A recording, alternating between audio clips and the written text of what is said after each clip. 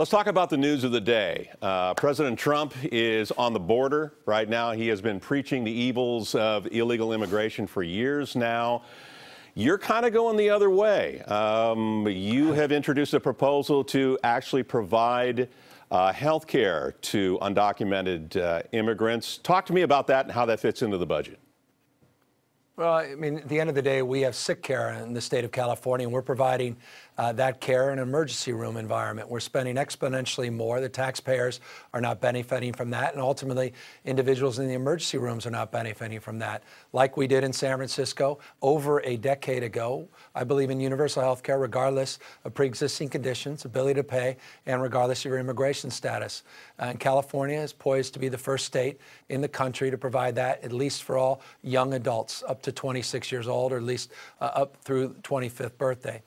And we believe in that for one reason. It's going to save the taxpayers money, and ultimately it's going to advance our collective goal, at least the goal that the legislature established, and I believe in, and that's universal coverage for all of the remaining 2.9 to 3 million people without it. So your feeling is, I mean, the short version is that people are going to get sick. They're going to go to the emergency room anyway. Why don't we put a handle on this and take care of it that way? Yeah, that's it. I mean, look, an ounce of prevention, right? I mean, we talk about that as an old folktale, but it's true. You focus on screenings, early prevention, you focus on immunization shots, and you provide a framework to stabilize families and communities. You ultimately, all of us ultimately, will be beneficiaries of that. Of course, in the budget, I add a lot of other enhancements. I'll give you one, for instance, that's unique in the United States. We're committing to expand our subsidies under the Affordable Care Act, our California exchange, for individuals earning up to $72,000. No state in the country provides subsidies for that bracket. So we want to extend it not just to very low-income individuals, but get it into the middle class as well. I understand there's a bit of news to talk about this afternoon with respect to this government shutdown, federal shutdown, partial shutdown, in that you're offering some of the federal workers here in California a benefit. Talk to me about that. Well, it requires an executive order, which I'll be signing very shortly, and that will afford the ability tomorrow for all the furloughed federal workers in California. We estimate roughly 144,000 federal workers in this state, tens of thousands that are impacted by the furlough. They now will be afforded the opportunity to get unemployment benefits, which should significantly reduce the stress that they'll be able to make those rent payments or help support their children. And so we just want folks to know that. It requires an executive action. Luckily, it doesn't require legislative action, and that will be forthcoming today. You know, it's funny, when you get a little older and you start having kids, it kind of changes your life, changes your perspective. And I notice that there's a lot of stuff in here that has to do with early childhood education, building kindergartens. Is that a direct reflection of what's going on in your world right now? Yeah, I mean, I long supported, even when I was mayor, universal preschool, but frankly, I did it from here, not from here.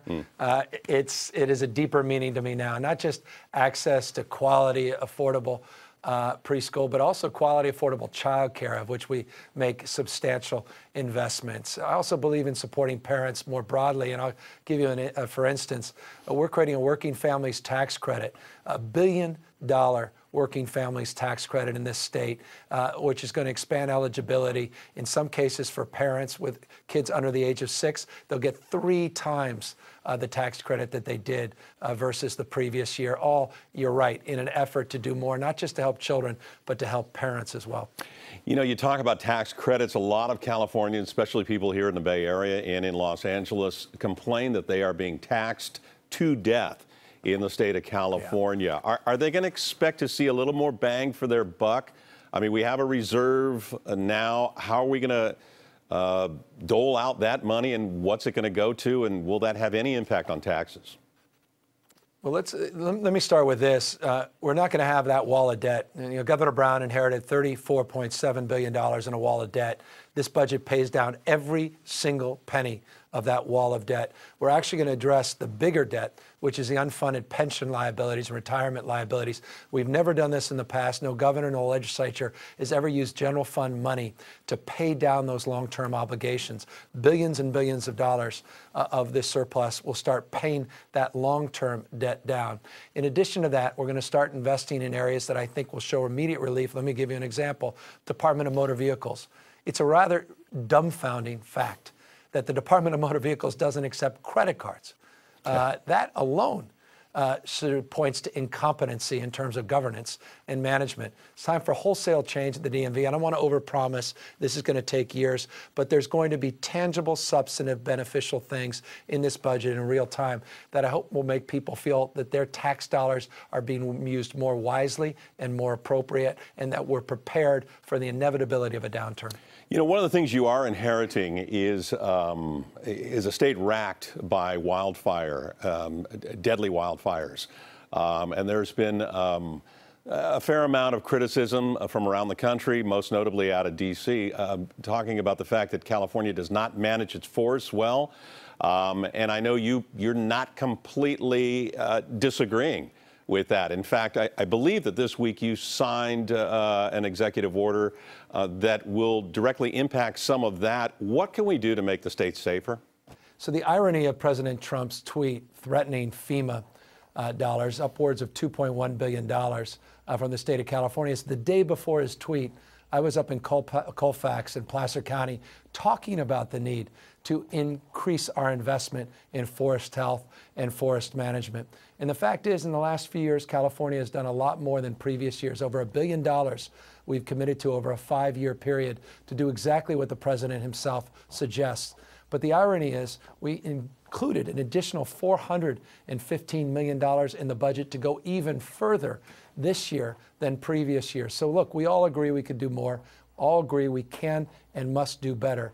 But I can assure you this budget is without precedent in California history in terms of making sure we're more resilient and prepared for these disasters, both Mother Nature and man-made. You know, this will make you feel better.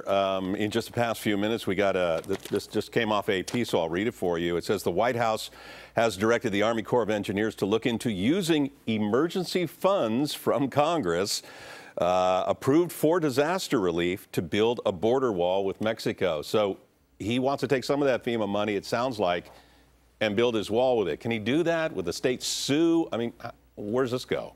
The answer is unequivocally, absolutely, he cannot.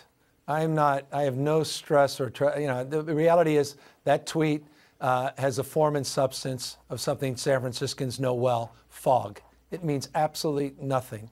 He has no legal authority to redirect or take away that FEMA assistance. That said, if he wants to now threaten not just California, but based upon that statement, I imagine those that were devastated by the hurricane and put that money to a 5th century solution on a wall when he hasn't even spent the money Congress appropriated last year for a wall, then we're at a whole nother level of concern with the President of the United States.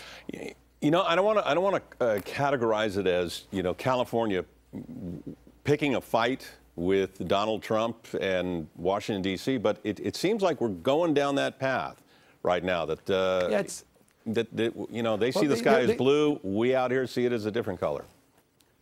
Yeah, which is so ironic because, again, when I was up in Colfax talking about our emergency preparedness budget, I complimented President Trump. I actually defended his raking comment, which I can assure you was not an easy one to defend, by saying I think he was conflating the issue of defensible spaces, which is important.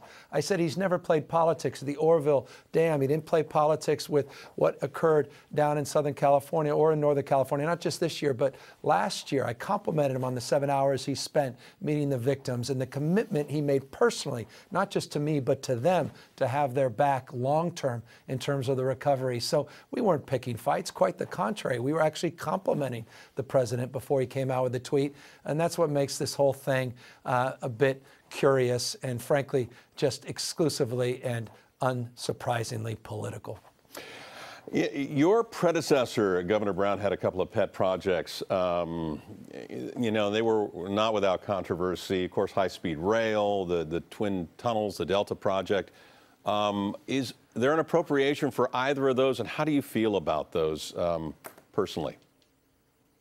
Well, the appropriation on the high-speed rail is statutorily in the cap and trade program, which takes 25% of the cap and trade proceeds, which, by the way, are going to be about $400 million less than they were last year because the allotment on the allocations was so high in the previous fiscal year. The bottom line is I'll be announcing very shortly at least my perspective on both of those large projects. I've said this about the high-speed rail. As a former mayor that was there when we did the groundbreaking on what we refer to as the Grand Central Station on the west coast of the United States, where the Salesforce Tower now is, that I've long supported it, but not at all costs. And that means this: we need to be more transparent and more accountable. We need to be more honest about what the high-speed rail currently is and what it isn't. Accordingly, we need to do the same with these quote-unquote twin tunnels. I am of the opinion the twin tunnels are on life support. I do believe in conveyance, and so I'll be making some announcements. This is only day 4 in the next week or two on both topics.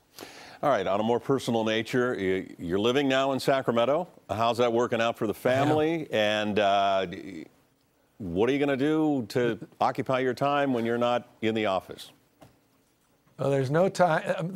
Right now, all my occupied time is trying to get my kids to go to bed. Yeah. I think this has been disruptive. They're in a new school. They're in a new house. And if anyone has any advice, please follow me on Twitter and send it on how to get kids to bed. Last night, they're up to about 10:30. And remember, their youngest is 2, the oldest is 9, so 10:30 is way too late. So it's been a difficult transition.